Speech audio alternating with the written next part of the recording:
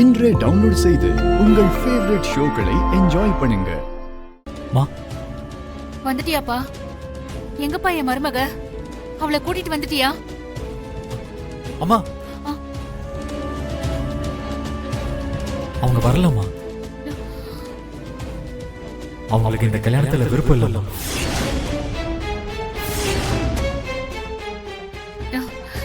நீ என்ன சொல்ற வருண்? இந்த கல்யாணம் நடக்காது, என்ன மன்னிச்சிருங்கன்னு சொல்லிட்டு போயிட்டாங்கம்மா.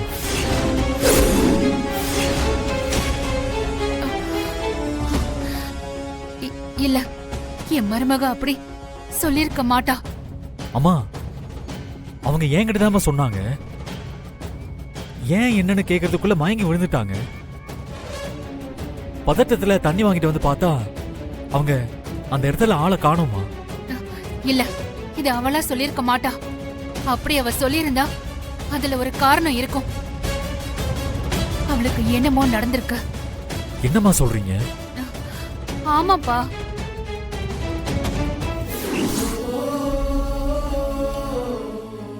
என்னாச்சத்த? ஏன் ஒரு மாதிரி டல்லா இருக்கீங்க? ஒண்ணும் இல்லம்மா, இந்த கல்யாணத்துலதான் நம்ம குடும்பத்தோட சந்தோஷம், பெருமை, கௌரவம் இது எல்லாமே இருக்கு. ஆனா கல்யாண பேச்ச ஆரம்பிச்சதுல இருந்தே தொடர்ந்து ஏதாவது ஒரு தடங்கள் வந்துகிட்டே தான் இருக்கு.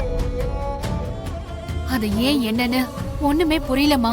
அத்தை, ஒரு நல்ல விஷயம் நடக்கும்போது இந்த மாதிரி தடங்கல்கள் வர்றது சகஜம்தான். இதுக்காகலாம் நீங்க ஃபீல் பண்ணாதீங்க அத்தை. இல்லம்மா, இந்த தடங்கள் எல்லாம் அதுவா நடக்குதா இல்ல யாராவது வேணும்னு பண்றாங்களான்னு எனக்கு தெரியல. அதாம்மா. என்னத்த சொல்றீங்க? ஆமாமா, தாலி செய்யும் போது கூட ஆசாரிக்கு இப்படி ஆனது இயற்கையா எனக்கு தோணல. உங்களுக்கு வேற யார் மேலயாவது சந்தேகம் இருக்காது? அப்படியே அத்தை கவலைப்படுறீங்க? என் கவலையெல்லாம் இந்த தடங்களால கல்யாணம் நின்னுடக்கூடாதுங்கிறது தான். அத்தை, என்ன தடங்கள் வந்தாலும் சரி, எத்தனை தடங்கள் வந்தாலும் சரி, நான் தான் உங்க வீட்டு மருமகள். இந்த கல்யாணம் நிச்சயம் நடக்கும். நீங்க எதை நினைச்சும் ஃபீல் பண்ணாதீங்க அத்தை.